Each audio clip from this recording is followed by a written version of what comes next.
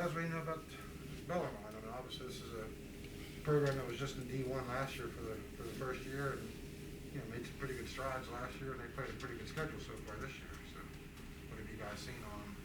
Well, they got some older guys, so you know that they're gonna know how to play. They move well without the ball. That's one thing they do. They have a pass first offense. They get into their little motion sets and they really get to moving and cutting, and that can wear a lot of teams down. So we can't take anyone lightly.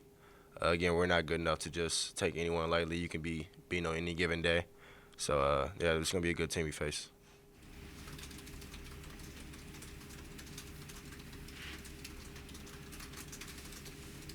They're kind of unconventional, aren't Yeah, with especially with now basketball these ages, you don't really see too many teams just pass, pass, pass. They really wait for their opportunities.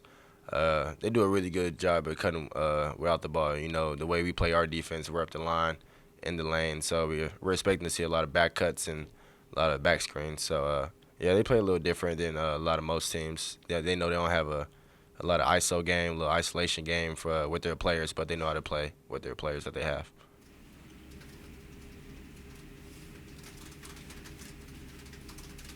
As you were kind of talking about it after the game the other day, as far as there's been a lot of upsets across the country, and anyone can get beat on any given night. Um, Obviously, a game like this, it's going to be the underdog looking to knock you guys off. But in a broader scale, when you see all these top teams are losing, does that kind of give you guys a notion that this is really a wide open season, that anyone can make a run at the right time and can go after this thing this year? Or? Well, I feel like every year is almost like that. Uh, you can have a great regular season, but the only thing that really matters is the tournaments. The only thing that really matters is the conference tournament and the NCAA tournament. So you see teams that you can lose to a 16 seed. It happened before.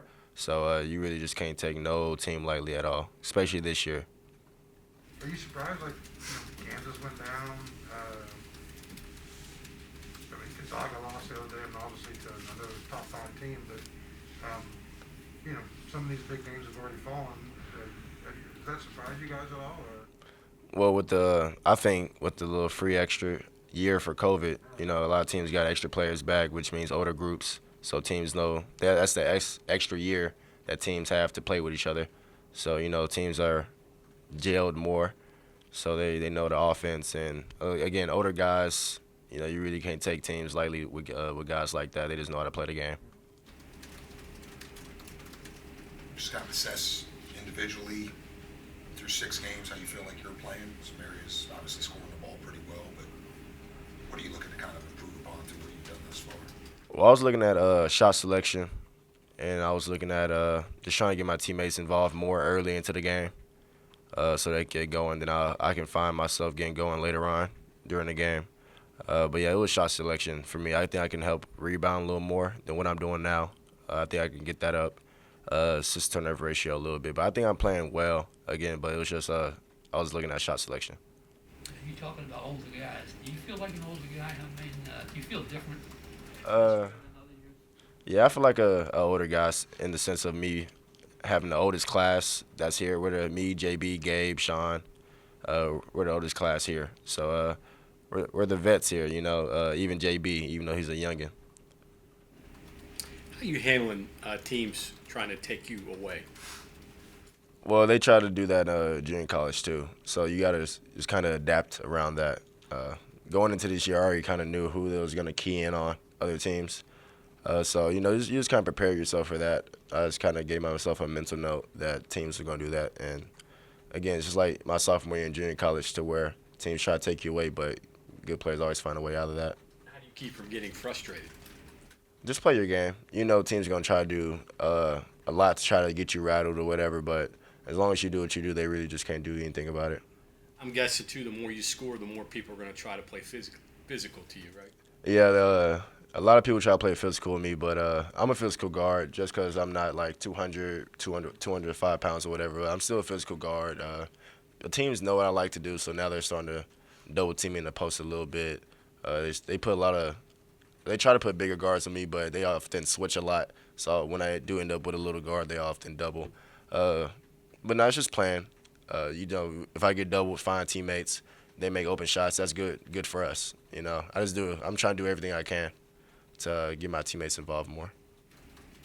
Taz, you and Sean obviously kind of, came up through the junior college ranks, and you've got a chance to get to know him over the last few years. And he obviously had started at Bellarmine. And I don't know, he was only there for like a day or something. But has he ever, as you've gotten to know him over the years, has he ever talked about that experience or Yeah, he talked to me about it, but that's his story to share. Yeah. I think he might go off tomorrow. I just have a feeling.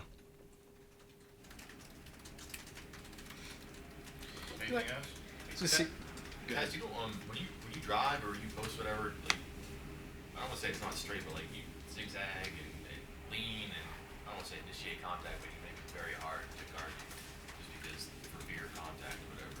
Is that something you notice or try to do, or is that something you blend it in, or it seems like it's a really good way to keep teams off balance, but you're comfortable scoring that way too. Yeah. Well, no, that's something I definitely go for. Initiate contact early. They can't jump if you jump straight into them. That takes away their jump. So that eliminates the block shot. Plus it's easier to get to the rim like that, in my opinion. If I can just lower a little shoulder into somebody else's shoulder or chest, but without creating an offensive foul. But just enough contact for me to be slightly on balance and then to be off balance. I'm gonna win in that situation. I don't know how many drills you can do for stuff like that, or how many moves you can repeat. Like, is that stuff you rehearse? Like, do you have 3 go-to moves, or is it just constantly trying something different, just getting comfortable being off balance? When I work out, I try a whole lot of different things, and then I just do those different things over and over again. So everything I do, I practice.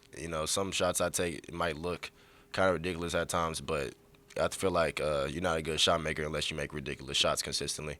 So I work on a lot of different things. So everything I do is definitely premeditated. Does that help you in the post? Because a lot of post game is pivoting, trying to get guys in the air, so on and so forth. Yeah, people think post game is about strength and height and all that. It's really just about footwork and quickness, and can you get your opponent off balance. And if you can do that, you'll be successful. I got one more here. Hugs likes some inside scoring, and it seems like you're the guy that they're drawing up the plays for late in the game inside. Talk about that a little bit. Well, it's funny. When Hugs see me first play, he seen me playing against Keedy at his place. I just came off the flu. I was like 0 for 10 from 3, but I still ended up having like 30. It was just off of like post-ups and free throws. So he coming in, he already knew what he was trying to like getting out of me, and that's when I was like 175, like 170. So adding strength, he just last year and the year before that, so when I was here, it's a little different. I feel like my strength is definitely up more now. So strength helps a little bit in the post, so you can get to your spots easier. But he already knew what he was recruiting. So now he just starting to drop a little more plays because a lot of teams used to have some smaller guards on me. So it's just like little quick hitters. Have you always been comfortable scoring inside like that? No, I think that started around my sophomore year in junior college. Again, like my freshman year in junior college, they was like just having regular guards on me like around my size, and then the sophomore year I played the point guard position. So they always had the point guard guarding me. So I used to just go into the post. So there's no need to just do these unnecessary dribbles where you can just make it easier on yourself. When you're a shooter, when it comes down to it, you have an all-around game, etc. But you are a guy that's known to go off and can get points. When does it hit you in a game or a day that you're going to be on? That whatever you throw up is going to go in, and what's the difference between that day and the day when you're 3 for 10 or whatever? For me, it starts in warm-ups. When I shoot shots, I'm looking at how my shots are going in. It's not about or am I making them or not. It's how am I going in. There's some things like it's a such thing as shooters makes. Some people can make shots, but there's shooters makes that sometimes the ball just go in the rim a little differently. And it starts in warm-ups. It also starts with like how I start the game. You know, am I starting off the game with a layup, with a three? You know, I tend to start off the game trying to get to the rim first. I like to get to my mid range first, get to the free throw line first, and that can really get my shot going. What's the most you've ever scored in a game? Any game ever? You ever got 50 in a game? Sadly, no. I don't think I got 50 in the game. I had 48 in a triple overtime game against Ranger Junior College. Okay, it was Rico. Yeah, against Coach Billy Gillespie. Okay. Yeah. 48, and it was a triple overtime. Triple overtime game. I was cramping up so bad. I think I played like 50 something minutes that game. And never got 50 in like an AAU game or anything like that. Nah. I don't think I had 50. Cause every team I played on the AAU was like, it was so many more guys that can score just like me. So it was like no one just going off of 50. Like someone might go off of 30. But I do remember when I was in 7th grade, and I was there's an A team and B team for basketball, and I was on the B team 8th and 7th grade, and I remember for the district championship I came down and hit like 7 threes in a row, like 7 possessions, like 7 threes. So that's probably like the craziest like shooting experience I've had. You know, you had 28 and it was a career high here, and you left points on the floor. I mean, Yeah. there was some free throws you missed, and Yeah. I mean, so you really. My point is, you haven't really had one of those games where you've been on one of those rolls where you made a whole bunch of shots, but yet you still score a lot of points. Yeah, it's crazy in these games. It don't even feel like I be scoring all these points, cause I never look at the jumbotron or whatever, just see how many points I score. I just keep it going. So yeah, last game I didn't even know until they told me afterwards. It kind of felt weird.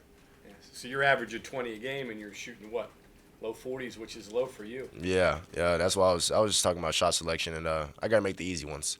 You know, I tend to make the hard ones. Gotta make the easy ones. Gotta make them while you open. That's what's really gonna propel you into tournament play and all that, because those teams, they make open shots.